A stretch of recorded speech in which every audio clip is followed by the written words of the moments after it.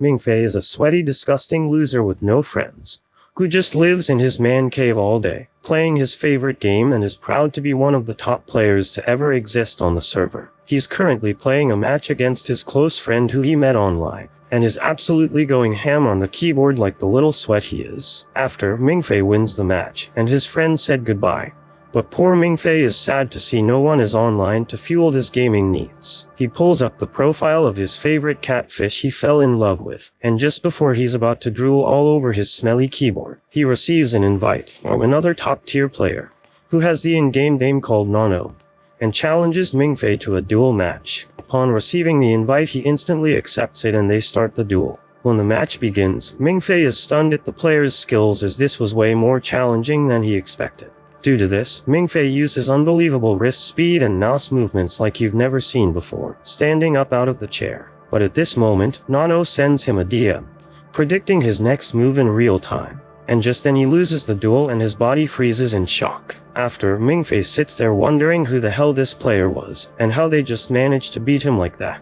Upon checking the profile for more information, Mingfei realizes it's blank, so he logs off and stops playing. We then get a change of scene, and it turns out that the person who beat him was a girl called Chen Motong. She's a ranked dragon slayer who is attending at the castle college, but she goes by the nickname Nano. Nano is driving around the city with a few of her friends from the castle college, and they find out that the principal of the college is interested in Mingfei, as he is apparently capable of being an S-rank student. But Motong doesn't understand why, which is the reason why she wanted to challenge him in a duel to see what all the fuss was about. She gets annoyed because Mingfei has received a scholarship from the principal of Castle College, but thinks he doesn't belong at such a school, especially after beating him in a 1v1 match. Her friends are also confused, and ask Nano to find out more about him, so she logs onto the Castle College AI system called Eva. Eva greets Nano, and she starts asking questions about Mingfei's life, hobbies, and personal interests. She found out that Mingfei has no friends at school, little to no presence in life, and only likes to play video games. He was also abandoned by his parents when he was younger, and now lives with his aunt and uncle, who pick on him all day, along with his mean cousin named Mingzei. Mingfei likes to troll Mingzei by pretending to be a girl online, and dates him in the game for revenge. His aunt and uncle shout at him to start making some money soon, otherwise no colleges will accept him, and you will be a brain-dead, no-life chump without any future. Nano finds out Mingfei also has a crush on a girl he likes at school named Chen Wenwen.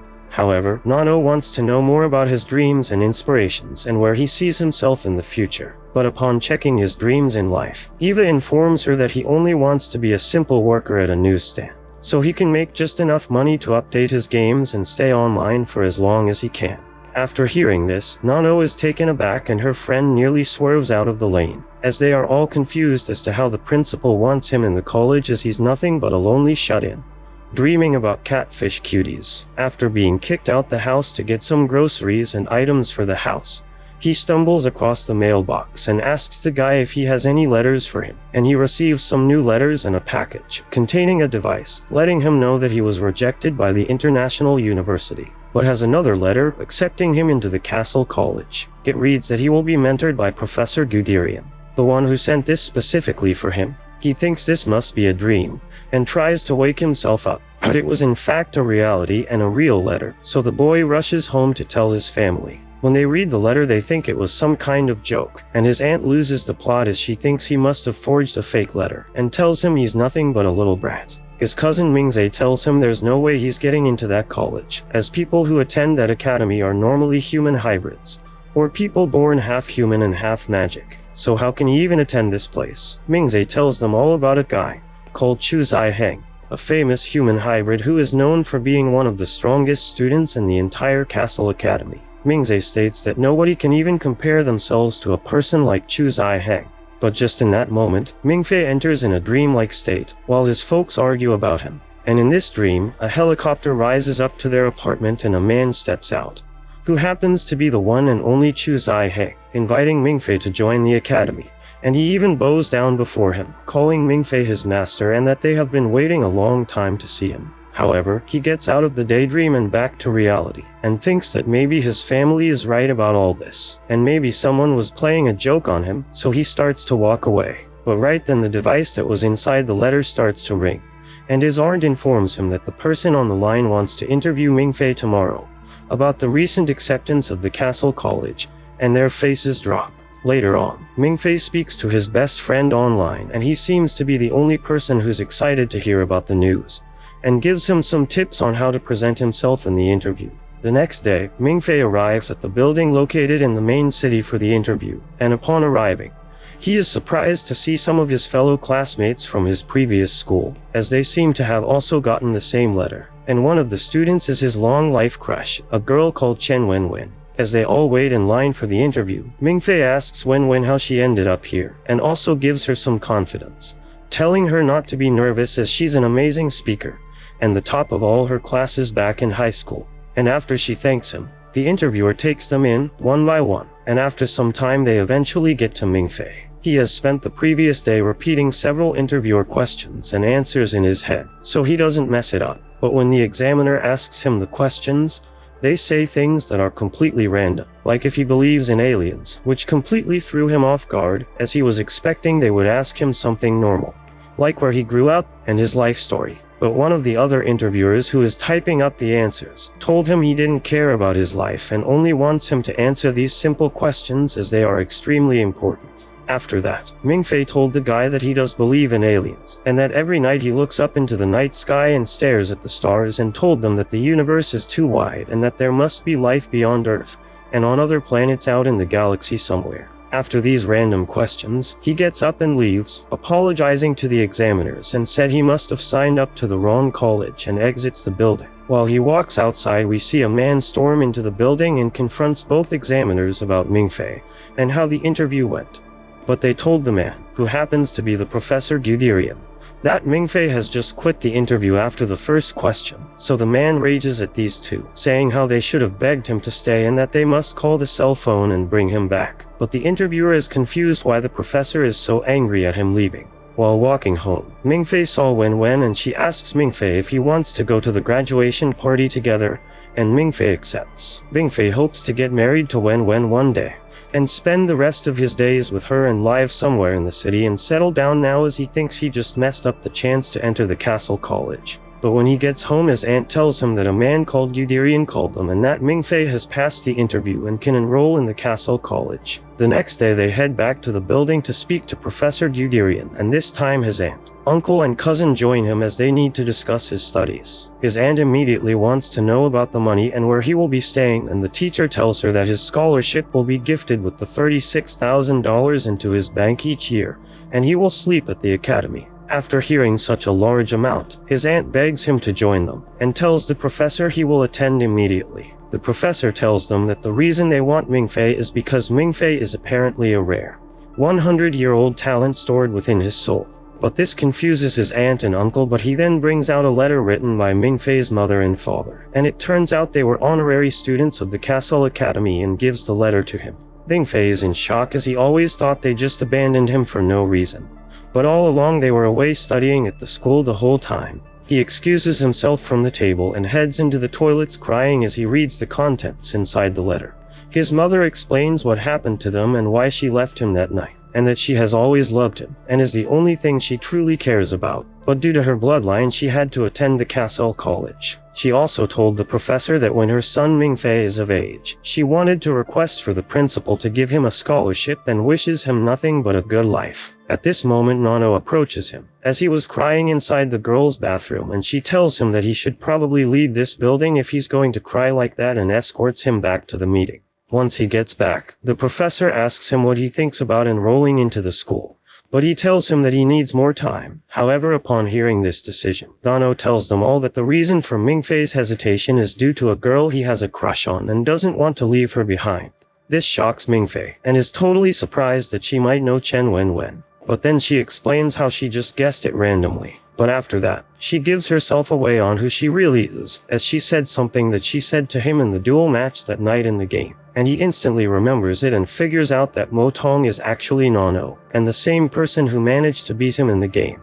After he sits on the rooftop and wonders how she knows so much about his private affairs, and begins to take out his phone and starts to confess his feelings towards Chen Wenwen. But as he's doing this, Nano appears behind him, startling him. She tells him that Eva, the artificial intelligence, can easily locate his location, and she came here from orders of the Professor Guderian to try and convince him on joining the academy one last time. But Mingfei hesitates again, all because of his crush Wenwen, and tells Nano that he loves her and that he can't leave her behind, until he tells her his feelings. However, Nano tells him that she knows that Wenwen doesn't like him back and that he will ruin his chance on joining the academy for someone who doesn't even love him back. But he still thinks he has a chance, as she offered to go to the party with him. After, Nano tries explaining to him all the reasons why he's making the wrong choices in life, and then said that if he does not join now, then this will affect him forever. The next day, Mingfei meets with Chen Wenwen for the graduation party for tomorrow, buying some supplies for the party. But while they're out, Nano approaches him again, advising him to immediately leave Wenwen. She said that the professor is leaving tonight, so he must make his decision by then. However, Mingfei has already planned out to confess his feelings to Wenwen at the graduation party, so he refuses her offer again. After, Mingfei is seen practicing his confession in the mirror for quite some time, so he will be ready for tomorrow. As Mingfei doesn't have a penny to his name, he picks flowers out of the ground to give to Wenwen. While the party was about to begin, his friend Zhao Mengu brings him a suit. After putting on the suit, he heads towards the main stage for the graduation and greets two other students who are also wearing suits, as they have been hired by Zhao Mengu. After, Mingfei plans his next move and decides to head onto the stage with the flowers to confess his love. However, just as he is about to say his speech, Zhao Mengu walks out with some flowers in hand and makes his confession to Chen Wenwen. All this time Zhao Mengu was playing a prank on him, and what's even worse is that Chen Wenwen was in on it. And she too expresses her feelings towards Zhao Mengu in front of Mingfei, and they start dating right there. Mingfei stands in complete silence, feeling the betrayal of his close friend, and is completely heartbroken. While Mingfei is feeling deep sadness and rejection, suddenly, Nano appears in the most beautiful outfit, making his classmates gasp in surprise as she elegantly walks down the steps of the graduation ceremony. Nano approaches Mingfei with her subordinates and claps her hands to signal the girls to change his outfit. After, the gorgeous Nano locks arms with Mingfei, while expressing to Wenwen and Zhao Mengu that Mingfei has more important things to do than to be here. And this annoys Mengu, so Nano tells them both that this is the last time they will ever see this version of Mingfei, and walks out the building. Nano tells him it's okay to look back at her one last time. But Mingfei refuses and doesn't turn around like an alpha chat. After they leave, they drive for quite some time until their car runs out of gas. They stopped somewhere to wait for the tank to refuel, but here is where Nano tells Mingfei that she cannot fail the principal or professor in not getting Mingfei to join Castle Academy. But Mingfei thanks Nano for not giving up on him and reconsiders, and wants to join the Castle College. So Nano informs Eva about his decision, and after Eva greets Mingfei for the first time and gives him all his current statistics, calling him an S-rank student, along with a student ID code and all the information about the college. Just then Nano crowns him, naming him a king of the college even though he hasn't done anything yet, so he gets overwhelmed with this news. She tells him that people have been crowned before him like his parents, however people would kill for the crown and even die for it. However, she submits to him and tells him that she will be his personal subordinate, and guide him with knowledge that she has learned over the years of studying inside the college, so he gladly accepts her as a friend. Eva saves all of Mingfei's information onto the system for him to use, and this notifies all the other students who are attending the Castle College. A few days later, we see Mingfei at the airport, where he asks the officer about the CC line that he is supposed to take to get to the college, but the officer says that there is no such line, and that he doesn't entertain beggars. Mingfei looks at himself and his $20 and says that he is not a beggar, but then looks around to see a bunch of other beggars who look exactly like him with all the ragtag luggage on their back. The officer tells him to go to the Chinese embassy and ask for accommodation and food there, and then walks away, leaving him feeling more and more like a scammed NPC. He decides to go to McDonald's to get a burger, but gets refused service as they don't serve beggars either. Just then, he meets a silver-haired boy named Finger, and I'm sure ladies in the comments would love to meet him, but turns out he's broke, as well as he asks Mingfei for some money to buy some soda. He looks at his hands and notices the Castle College card in his hand, and asks him if he was a student there, and takes out a similar card himself. He says that he is his senior and then takes his money just for the sake of it. Later that night, they both sit together and Finger reveals that he is in his 8th year, and typically a student graduates in 4 or 5 years, but he had to repeat a grade 4 times in a row because he's just that awesome. They both sit down at the metro station and wait for the CC line that they are meant to board in order to get to the college. Finger explains that the college is hidden in a valley and the easiest way to get to it is by the CC line unless you own a private jet and have permission from the headmaster. They wait until midnight before they fall asleep, and Mingfei has a dream where he finds himself in a war with people running in rows, and then he wakes up to see a big moon outside the station's window and a young boy sitting beside him on the ground.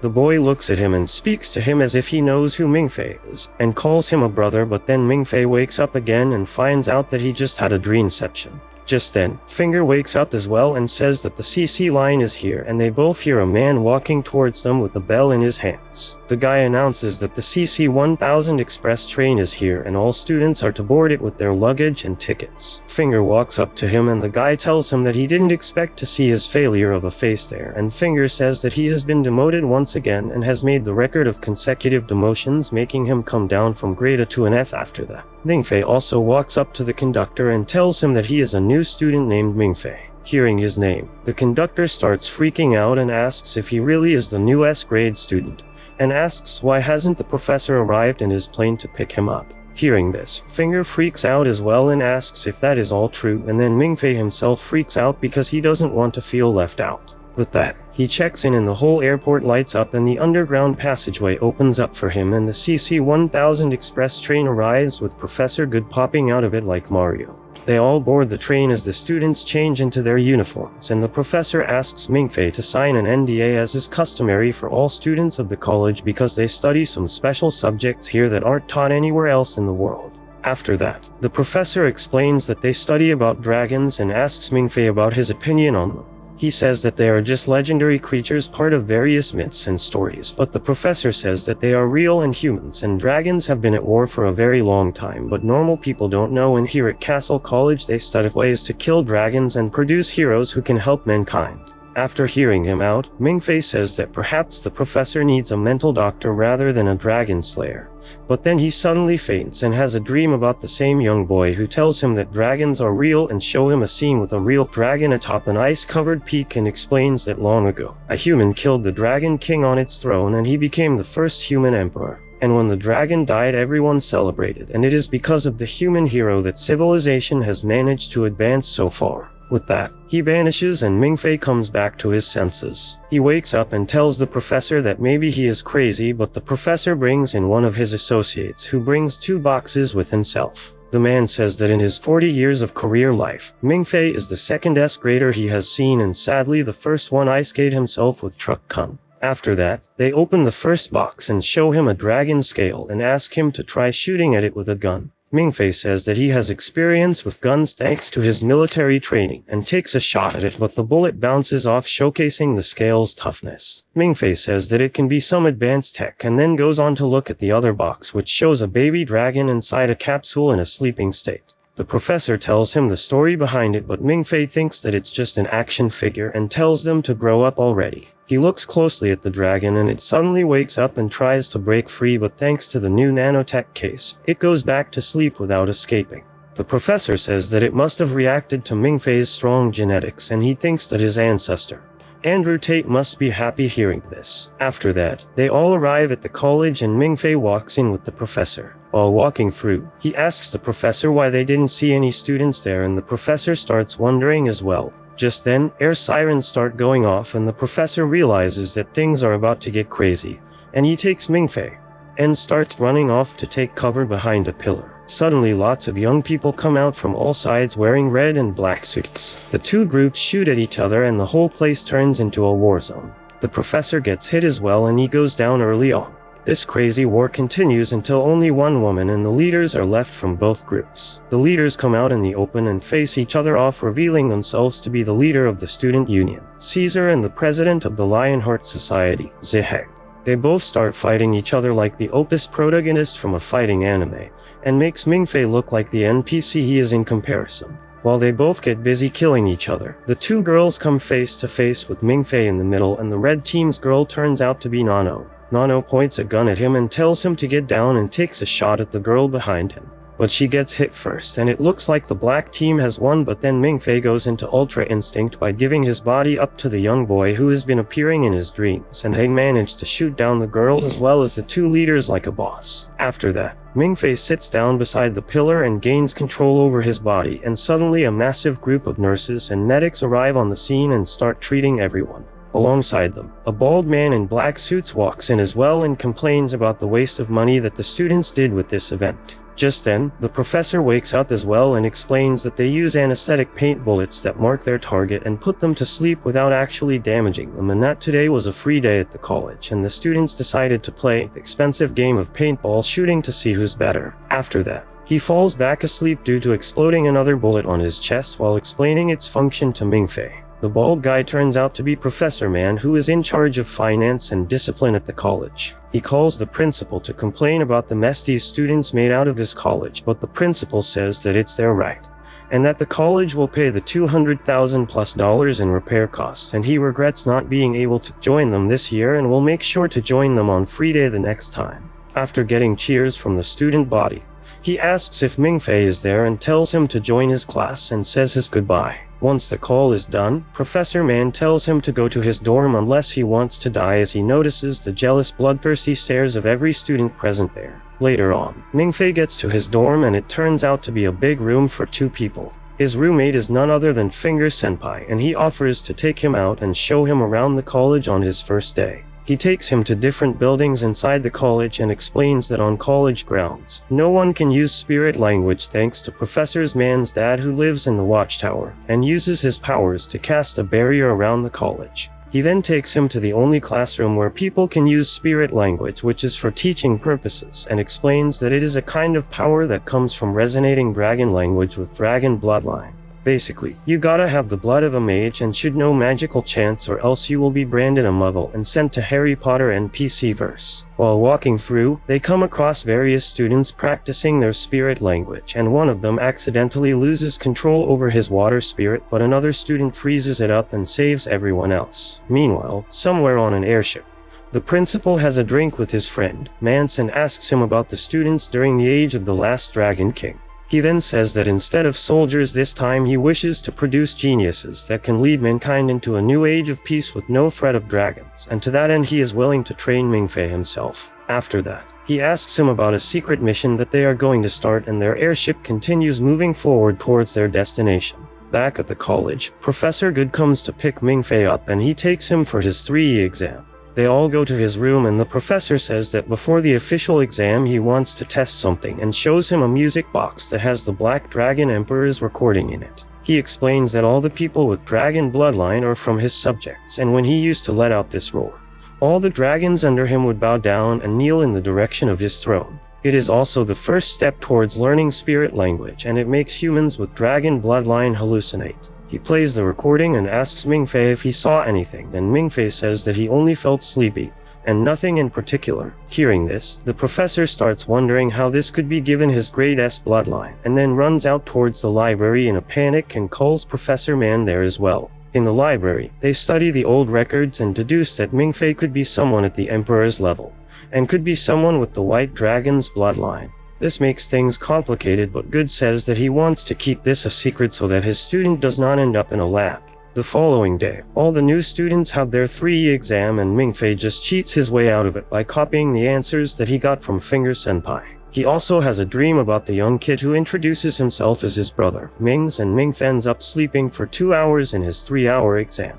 What a chat. Later that night, Mingfei hears a bell and has a dream about Mings again, where the boy tells him that this is the bell of death, and it means that someone is about to die and he is going to get in trouble. But it can also be an opportunity and asks him for a perk. Mingfei thinks back on how Nano found him on the rooftop and says that he wants the ability to have his map open so he can see the location and layout of everything in the world. Mings grants it using a spell, and Mingfei wakes up for real with Finger calling out to him saying the emergency alarm has gone off. They all rush out and notice that all the grade and above students are together in the meeting hall, where the professors tell them that during a mission they found the palace of the Bronze Dragon King and 2 of their board members are stuck down there as the palace is continuously changing and making it hard for them to escape. They show them some pictures of dragon writing that they found in the palace and tell them to try and decode it in hopes of it showing a way out of there. There are only 20 minutes left and they are seeking help from all over the world, and with that all the students start taking shots at the code. Meanwhile, Mingfei looks around like a doofus and just notes how everyone else is doing their best while it being his first day in this new world. He doesn't know anything. He notices one of the new students who is great at trying her best as well and starts feeling even lesser about himself. Just then, he gets motivated and remembers about the open map he has and uses it to find the key to getting out of the palace and submits it. With that, they are able to send it to the people in the palace and find a way out for them. But it turns out that they don't have enough oxygen left to come to the shore. These two members are the same people who took Mingfei's interview for the college, and they both love each other. They give it their all to make it to the surface and deliver the cocoon that they retrieved from the palace, but on their way, they are attacked by one of the Dragon King's retained, a sea dragon, and it ends up killing both of them, but not before they manage to deliver the cocoon to the higher-ups in the airship. The sea dragon starts chasing after them to get the cocoon back, but Mance fights back with full force to avenge his dead partners. It becomes a long chase where the sea dragon keeps fainting them and manages to kill Mance's secretary as well. In his grief, Mance shoots back at the beast with his machine gun, but it's all in vain. The airship starts losing power as well, and it looks like it will be the end for them all, but then Mance notices that they are near the dam and he commands the ship to go straight for it and make the sea dragon follow them and kill it by crushing in between the dam's gates. Their plan ends up as a success, but not before the dragon manages to shoot one of its teeth through Mance's stomach. Later on, the principal announces that their mission was a success, and they managed to get their hands on important dragon writing and artifacts thanks to Mingfei and the other students' help. After that, the bell at the college rings indicating the death of some of their members. On their way out of the hall, Zheng thanks Mingfei for his contribution and invites him to join the Lionheart Society as his successor, but Mingfei refuses, saying he can't possibly take such a position. Back at the airship, the principal walks out and sits down with his dying friend. He reports back to him about the mission and tells him to keep the information about their loss from the students and to just tell them to look forward to their next. Besides that, he tells him to check upon his adopted daughter, Nano, as well to make sure she stays safe. Some days later, Mingfei receives an online invitation from Nano for a ball dance on behalf of the student union. Mingfei goes there alongside Finger and he tells him that the leader of the student union, Caesar, is going to be the heir to the famous Western Gattuso family. He is quite arrogant in his speech, and this looks like his way of inviting him in the student union, same as how Zheng invited him earlier. Mingfei says that he has no intention of joining, but Finger tells him to go because there will be expensive food and drinks, so why not, right? Later that night, they go to the ballroom and it turns out Nano is actually Caesar's fiancé, and he held this party to tell her happy birthday. They all have a dance and Finger snatches Mingfei because he knows he won't get any girls anyways. But later on, the blonde-haired new student that Mingfei has been looking at for a while walks up to him and helps him deliver a great dance, making everyone cheer for them. Once the performance is over, Caesar formally invites Mingfei to stand beside him, but Mingfei says that he needs time to think about it and then goes out to look for Nano, who took her leave earlier to catch some fresh air. Outside, she invites him to drive her to the top of a hill, and they both drive away. Meanwhile, the college goes into high security alert as 13 intruders infiltrate the facility, and it looks like they are after the cocoon they retrieved from the Dragon King's palace. Caesar and Zheng gather their groups and are stationed at key positions to capture the intruders, while the rest of the faculty and students are put on duty as well. They manage to quickly catch 7 of the 13 intruders, but none of them reveal the identity of their leader, claiming that they never got to see their face. With most of the elite students out on missions, the principal and Professor Man decide to request his father, the Night Watcher, to undo the spirit language seal so they can use their powers and protect the college. The request goes through, and with that the enemy is also able to use their spirit language to hide their presence from everyone. 4 of them walk inside Caesar's place alongside their leader to keep him busy, while one blonde-haired girl is sent to deal with Zheng and one comedic relief character is tasked with the most important mission of retrieving the cocoon.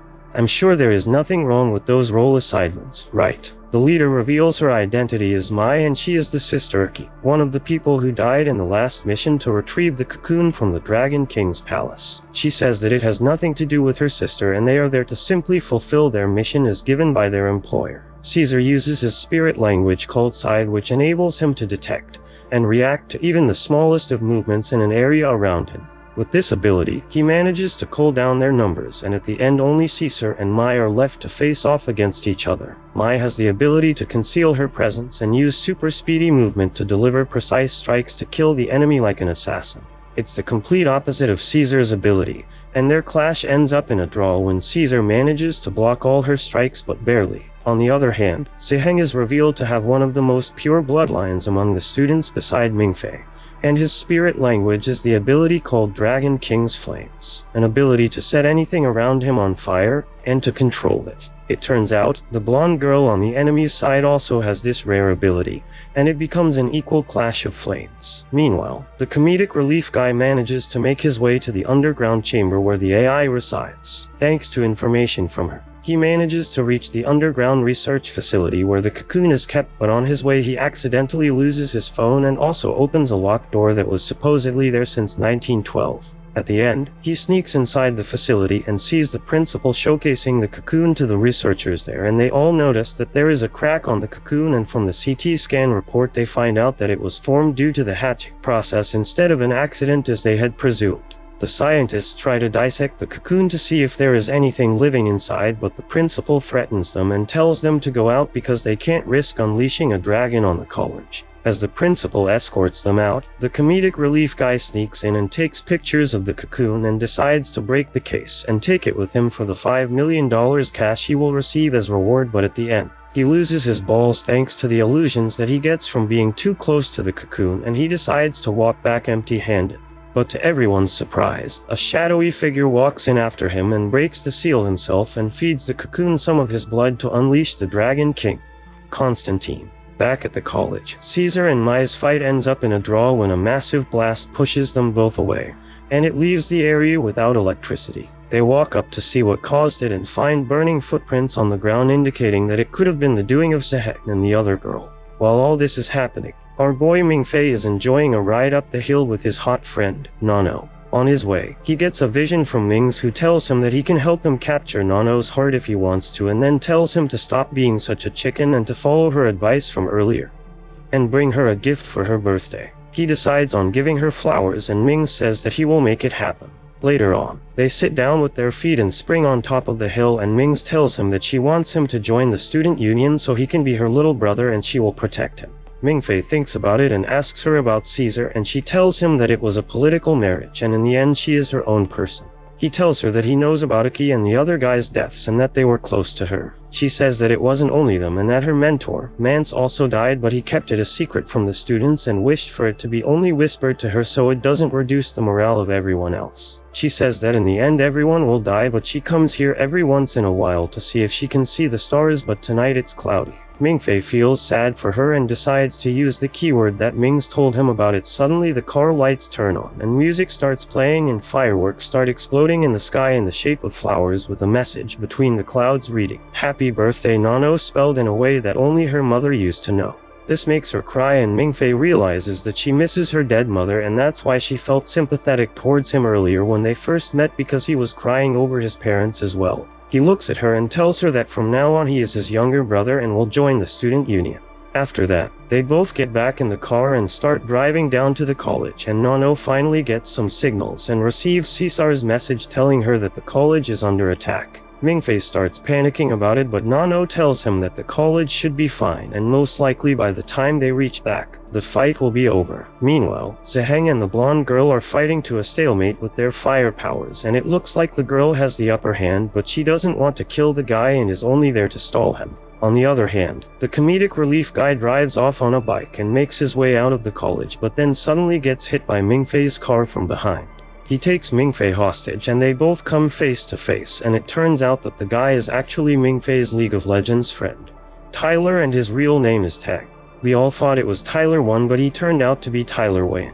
They both recognize each other and start getting all chummy, but then he asks for Mingfei's help and he lets him be taken as a hostage. Just then, they hear something crashing down behind them and it starts feeling really hot for some reason. They turn around and find out that it's some boy covered in flames walking like some zombie from The Walking Dead towards them, asking for his brother. They all run away from him and the students start shooting at him, only to have their bullets melt down just before it reaches the boy. The professors deduce that the boy is actually a Dragon King that hatched from the cocoon, and he is the Dragon King of Fire.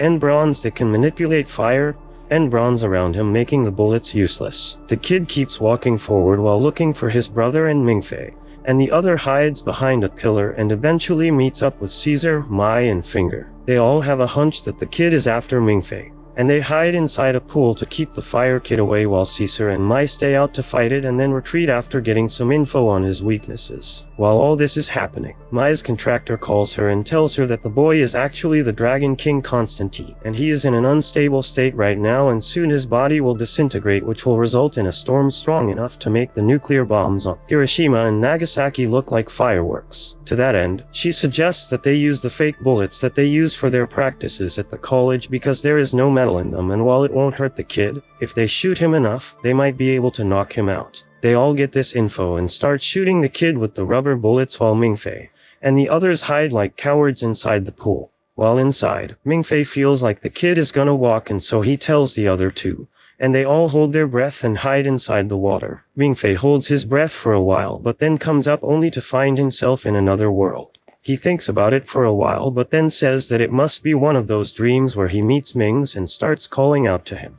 He gets out of the pool and walks through a valley and finds a young boy there and asks him what this place was. The kid turns around and it turns out to be Constantine, and he says that he has a feeling that they have met before somewhere. Constantine starts sniffing him like a maniac, and just then Mings arrives and kicks him away and tells him to find someone else to call brother. Just then Mingfei wakes up and finds out that Constantine was actually there and Finger and Tang are not there in the pool anymore. Soon, the principal walks in and tells Mingfei to come with him. He takes him to a high tower and gives him a gun and a special dragon killing bullet. He says that he wants him to use this bullet to kill the dragon, and only he can do it thanks to his high-grade bloodline, and anyone else would collapse under his ability. After that, he says that he will go on and make an opening for him so he can kill Constantine. Meanwhile, Constantine is being bombarded by rubber bullets while on top of a tower, and he looks down to see Tang and Finger, and it turns out he was actually after Tang and not Mingfei. He starts losing control over his powers and transforms into his true dragon form, but then the principal jumps in and uses his special technique Time Zero to slow down everything around him and cuts open a wound for Mingfei to aim at and end the battle. Mingfei takes the shot with some help from Mings and nullifies the dragon's powers. After that, the principal orders everyone to shift to real bullets to rip the lizard full of holes. Constantine rushes down and stands in front of Tang and blocks all the bullets for him and calls him brother till the end. Tang doesn't know what he is saying and starts running away into the forest, but on his way he starts getting visions from his previous life and finally realizes that he is actually the Dragon King of Fire and Bronze. Norton and Constantine was his younger brother. Having seen his brother die in front of him, he goes back to the underwater palace and starts recovering his strength, and awakens his servant, Sea Dragon, as well. On the other hand, the principal has a meeting with the Night Watcher, and reveals that the reason they can't truly kill dragons is because they create these cocoons before they die with all their DNA, and it eventually hatches into a new Dragon King. That's why, to make sure that they truly end a Dragon King, they need to make them mad and ready to fight when they have not created this cocoon, and as it requires time to mature. This is the perfect time to kill Norton, as he has just awoken and is yet to recover all his strength. With that in mind, they plan for an attack on the palace to kill him and form a team consisting of Caesar, Nano, Mingfei, and the new blonde student from earlier. At first Mingfei is totally against it, but with some encouragement from Nano and the others, he finally accepts the mission and starts training with everyone else to make sure he is ready. After his mini training arc is done, he boards the airship and they all go to the Dragon King's palace, and Nano and Mingfei are chosen to go down and explore the area and confirm the Dragon King's presence, as he is supposed to be hibernating due to his immature awakening. They both go down and follow the same path as Aki and her partner, Yu, did before. They eventually reach the Dragon King's chamber and search the place, and with some psychological techniques manages to confirm that the place was indeed the Dragon King's room where he used to live with his younger brother, Constantine. After that, they take some stuff to research and make their way back to the surface. But while doing so, the city starts shifting just like how it did Iviki and use time, and it becomes a race against time and traps to get out. On their way, they find Yu's corpse holding a massive book as well, and they retrieve it and eventually get out after having Mingfei's swimming gear destroyed. Nano gives him her gear and says that she can make the rest of the way up on her own, and they both start swimming up. Meanwhile, the airship is attacked by the Sea Dragon and it destroys one of the engines. Caesar takes control and orders them to run away from it, but the Sea Dragon keeps chasing after them and leads them towards a cliff with Norton standing on top of it. Norton jumps down and rides the Sea Dragon and then uses his powers to combine with it and become a massive Pokémon. Let's call him Tangmon. Tangmon starts chasing the airship to take them down, and Caesar decides to fight back instead when he finds out the Zihang is also there thanks to his scythe ability. He makes a plan to distract Tangmon in a one-on-one and then strike him with a powerful attack from Zihang. When their abilities clash, it will cause a massive explosion, blinding anyone looking at it, but then at that point, they will launch a special missile at Norton's real body and destroy him. Just like that, they throw down a rescue pod for Mingfei and Nano and start fighting the Pokémon in front of them. Caesar puts on a blindfold and activates his ability to aim at the dragon. Tangmon deflects all the bullets like some Chinese Opus character, but it's all according to Caesar's plan, and he eventually releases his technique to reveal Zihang, who attacks Norton from above with his King Flames. Norton responds by firing back a similar attack, and as predicted, the explosion blinds them all except for Caesar, who had a blindfold on, and he commands the blonde girl to launch the missile on his command. The missile hits Norton's real body and sends the fusion to the depths of the ocean, marking their victory. Meanwhile, Mingfei and Nano find the escape pod, and Nano pushes Mingfei in and locks the door. Mingfei wonders what she is doing, but just then the drowning Tangmon pierces through her chest with one of its stingers and makes her join the Dead Donut Gang. Looking at his only chance at losing his virginity right in front of him, Mingfei starts throwing a tantrum and goes kind of crazy. This makes him enter the inner realm, where he meets Mings, who offers to help him defeat the Dragon King and save his potential wife. Mingfei becomes interested in his words but feels really mad at himself for being this worthless piece of failure. He always lets others save him and can't do anything to help others back, but then with some help from Mings, he uses the most opus jutsu in the history of DOTA, Talk no Jutsu. He uses the famous Talk no Jutsu on himself and cures his depression, something that none of you watching has been able to cure yet. With that out of the way, Mings tells him that he can make a demonic pact with him where he will grant 4 of his wishes and let him save Nano and defeat the Dragon King in exchange for the right to own his life and body if he ever claims to feel lonely in a portion of his own life. Mingfei accepts the terms, and Mings uses his power to give him lots of opus abilities, like using all kinds of spirit languages and some stat boosts. He also tells him about the book he is holding that he got from you, and says that it is actually the container for 7 weapons known as the 7 Deadly Sins that were ironically created by Norton himself long ago to kill humans. With everything in place, Mingfei comes out of the escape pod and rescues Nano. He can breathe underwater now thanks to his new abilities, and he heals Nano's wound and destroys the spike that is poking out of her stomach. He puts her in the escape pod and sends it back up, and then faces Norton, who is ready to eat him like fish food. Mingfei uses Spirit Block to seal his techniques and then unleashes the 7 Deadly Sins to fight the massive Pokémon. Their battle continues for quite some time as they exchange blows and strikes, and eventually Norton acknowledges him as an equal and decides to play it smart and hides away. He plans to strike him from the shadows and take him down, but Mingfei uses Scythe to find his location and manages to counter-attack and comes face to face with his real body. When he looks at his face, he realizes that it is actually his friend, Tyler Tang, and he becomes really sad. He can't bring himself to deliver the final strike but lets Norton grab him by his neck. Ving says that he has always been a softie and takes control over his body and stabs Norton with one of the 7 Deadly Sins, letting him drown to his demise. Back on the surface, Caesar and the others rescue Nano and give her first aid and medical treatment. The blonde-haired girl, Zero, finds Mingfei floating on the ocean's surface as well and goes down to rescue him and brings him atop the airship as well. Meanwhile, Norton decides to use his dying breath to launch a final attack, but Mai shoots him down with the dragon-killing bullet as per her role in this mission, and just like that, Norton's chapter comes to an end. After all is said and done, the principal calls for Mingfei and has a meeting with him on their way back to the college. He explains who Tang was and reveals how Dragon Kings form this cocoon with their DNA to form new bodies to revive into. Tang was Norton's revived body, and when he saw his brother die in front of him, his true memories started coming back to him and he was revived as Norton. Mingfei listens to all of this but still feels sad about his only online friend, and then just nods, implying that he understands. The principal tells him to not feel bad about killing him and that he saved millions if not billions of lives, and then asks him to keep all of this a secret as they don't know how Norton actually died.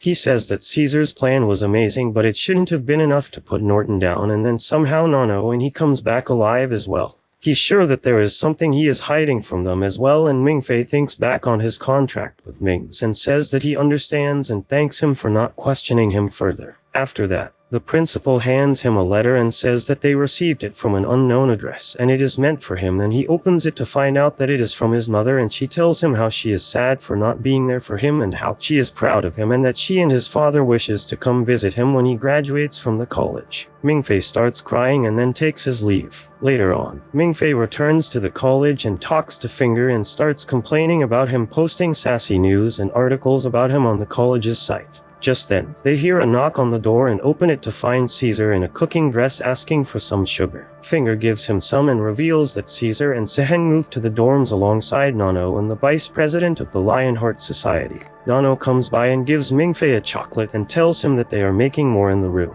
Finger immediately rushes out and starts hogging all the chocolate like his lonely ass, and Nano asks Mingfei if he will join them for dinner. Vingaifai says he has some other plans and then walks back inside, and just then he receives mail from someone. He opens the package and finds a smartphone inside and wonders if he's having some sort of deja vu. He turns it on and finds a message in it. He opens it and finds out that it was sent to him from Mings, and he confirms the agreement and contract that they made and takes his price of 1/4 of his life for the power-ups he granted him in the last fight against Norton and to save Nano.